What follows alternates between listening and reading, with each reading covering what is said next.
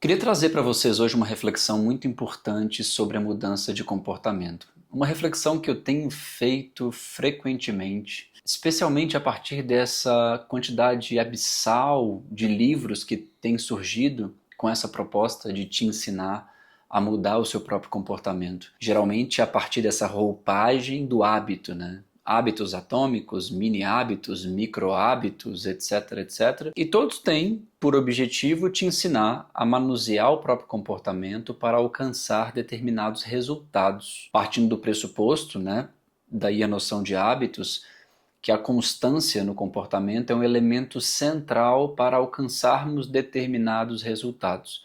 Porque algumas coisas que vislumbramos na vida não produzem resultados imediatos, instantâneos, ou seja, no ato do comportamento. É preciso que você haja hoje, amanhã, depois de amanhã, depois de amanhã, e assim segue para conseguir alcançar determinados resultados. Eu tenho refletido muito sobre isso, porque na minha avaliação, esses livros apenas arranham a superfície do problema, mas não lidam com os elementos centrais da mudança de comportamento. Como, afinal, uma mudança de comportamento acontece? E eu quero tratar sobre isso com vocês hoje. Para principiarmos esse entendimento, é muito importante que entendamos que todo processo de mudança comportamental envolve uma tensão. Isso não é dito por mim, Carlos, mas foi dito, por exemplo, por Kurt Lewin lá atrás, ainda na década de 30, quando ele propôs a noção de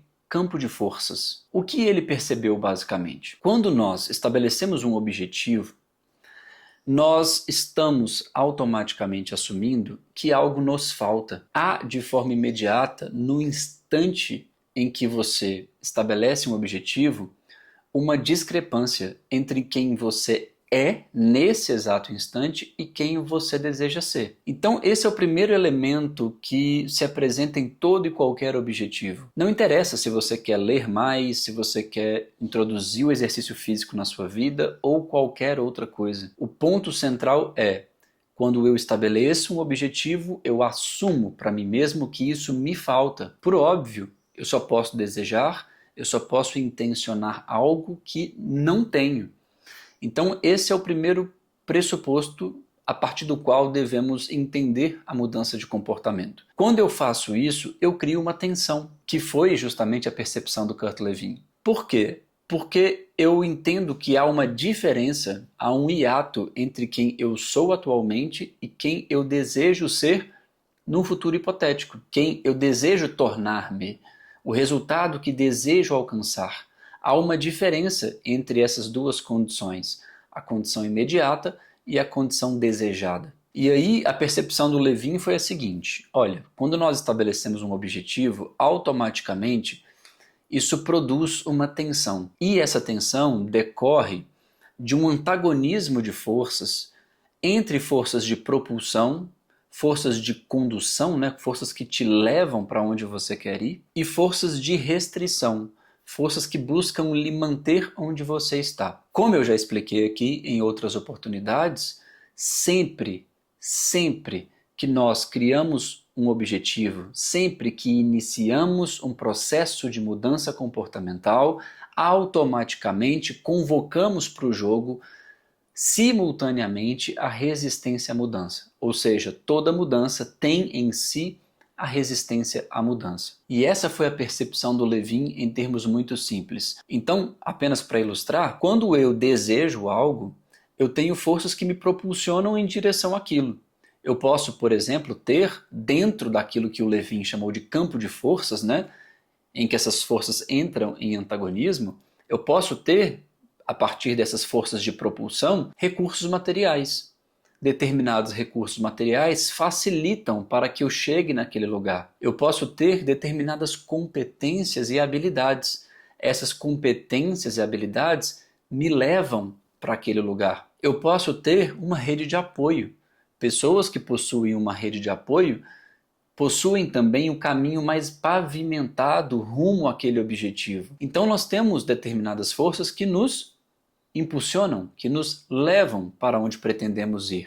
Porém, nós também temos forças tidas pelo Lewin como forças de restrição, que podem ser, por exemplo, dificuldades materiais. Se eu não tenho aquelas mesmas facilidades que eu trouxe agora no cenário anterior, essas dificuldades elas podem me restringir de avançar. Falta de recursos materiais, falta de recursos tecnológicos, falta de uma rede de apoio, falta de competência e habilidade para fazer aquilo diretamente, eventuais circunstâncias político-econômicas, levando em consideração que eu estou inserido numa sociedade e sou afetado por isso. Todas essas coisas participam daquilo que o Kurt Lewin chamou de campo de forças. Há sempre esse antagonismo.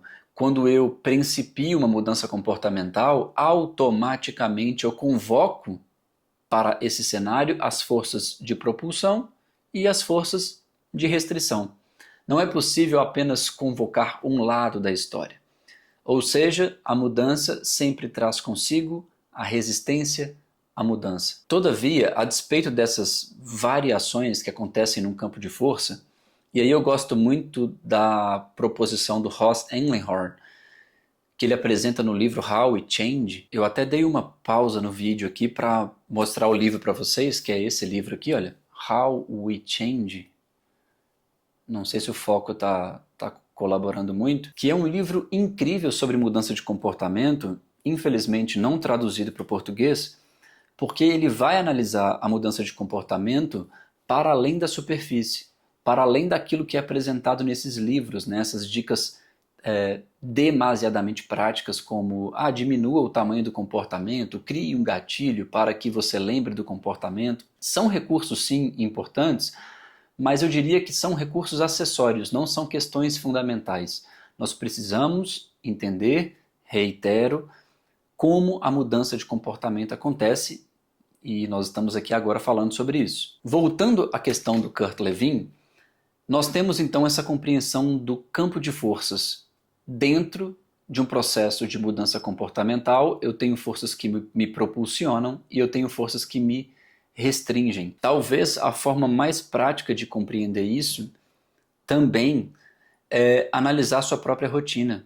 Quando você tenta iniciar um novo comportamento, você tenta fazê-lo já tendo uma rotina. Já existem coisas na sua vida que você já faz.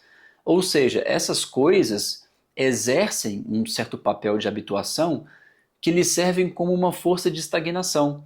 Por quê? Porque quando você tenta colocar o novo comportamento ali, ele acaba conflitando com as coisas que já existem. Então há esse antagonismo entre o novo, o desejo de estabelecer uma novidade em sua vida e aquilo que já está presente na sua vida. Percebe? Então esse antagonismo é sempre presente a partir dessa noção de campo de forças. Na compreensão do Ellen Horn, autor desse livro que eu acabei de mostrar para vocês, existe um elemento que está sempre presente. Por quê? Há questões que oscilam, como eu disse, questões materiais, questões circunstanciais, questões que dizem respeito ao conjunto da sociedade, questões que dizem respeito à competência do indivíduo. Todavia, na compreensão do Ellen Horn, tomado pelo pensamento existencialista, dois aspectos se fazem sempre presentes numa mudança de comportamento, atuando como força de restrição. E é muito importante entendermos isso, porque quando nós compreendemos esse aspecto em jogo, a mudança torna-se muito mais provável. Esses dois aspectos são a constatação por parte do indivíduo de que durante esse processo de mudança só cabe mesmo a ele mudar, ou seja, ele é o responsável. E mesmo que ele participe de uma comunidade, mesmo que ele tenha aliados importantes, ainda assim, ele deve dar um passo após o outro. É ele quem deve caminhar, ninguém pode caminhar por ele.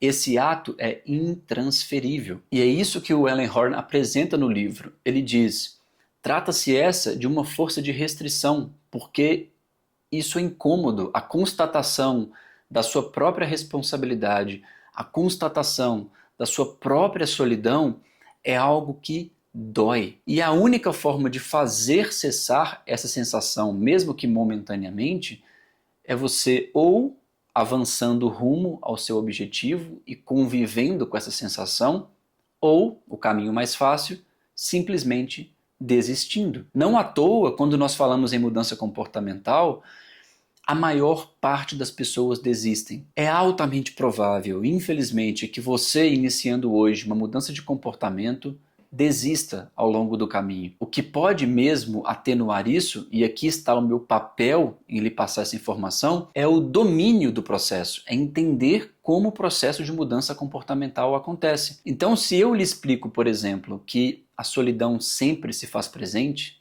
essa constatação da solidão própria do indivíduo, a constatação de que você é responsável por esse processo de mudança, quando você estiver diante de um processo de mudança, você será capaz de criar esse distanciamento de modo a observar o fenômeno e não simplesmente agir a partir do fenômeno. E aí eu volto a fazer menção ao Alan Horn porque ele comenta uma coisa muito interessante no livro.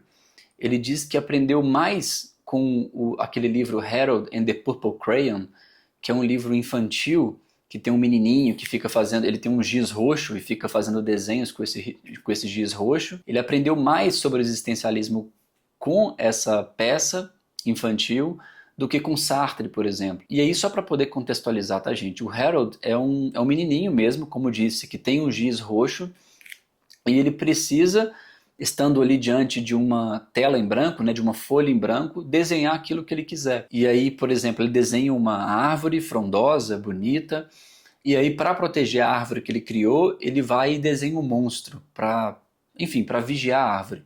E aí ele se esquece disso, volta para ver a árvore, mas tem um monstro lá na árvore que coloca a sua própria existência em risco. E aí esse é o grande ponto, né? Ele vai fazendo esses desenhos de modo a criar atenuantes para os problemas que ele próprio construiu durante a sua trajetória. E esse seria o aspecto central do existencialismo, que é a constatação de que o giz roxo está na sua mão. Você tem em mãos agora esse giz roxo e pode produzir os seus próprios desenhos que vão criar avanços importantes, vão criar benefícios importantes, mas também as suas próprias contradições. E esse é o ponto que o Alan Horn traz aqui no livro ao dizer que essa constatação da responsabilidade da solidão é esse ato de segurar o giz roxo. Quando nós estamos diante daquilo que o Kierkegaard, filósofo cristão dinamarquês muito importante, chamou de dizziness of freedom, a vertigem da liberdade. É a sensação que nós temos de que o próximo passo que daremos é o nosso passo, é a escolha que nós fazemos, é o caminho que nós assumimos. E aí, com todas as possibilidades possíveis, considerando essas possibilidades dentro das restrições de um dado sistema, até porque nem tudo nos é possível, nós sentimos então essa responsabilidade que se coloca sobre nossos ombros. Nós sentimos também essa solidão. E todo o processo de mudança comportamental envolve isso. Mudar um comportamento é encarar a própria responsabilidade, é encarar a própria solidão. E isso é uma força de restrição. O que eu tenho dito para as pessoas repetidamente é que nós precisamos analisar a mudança comportamental a partir desses elementos centrais, entendendo esses mecanismos sutis que afetam os nossos comportamentos. Não é apenas uma questão de você executar comportamentos em dimensão mínima, como sugerem esses mini hábitos. A mudança de comportamento tem nuances muito importantes e que precisamos compreendê-las. A própria noção de mini hábitos tem contradições importantes que sobre elas eu quero falar aqui numa próxima oportunidade. Mas, de todo modo, eu espero que esse vídeo tenha feito você refletir e, eu diria, compreender esses aspectos mais profundos da mudança de comportamento. Meu recado está dado. Se você gostou desse vídeo, considere se inscrever aqui no canal. Claro, deixe seu like aqui no vídeo, isso é muito importante como uma moeda de retribuição ao meu trabalho. E nos vemos também em próximos conteúdos. E por fim, como você já sabe, se tiver alguma dúvida, pode deixar aqui nos comentários. Até breve.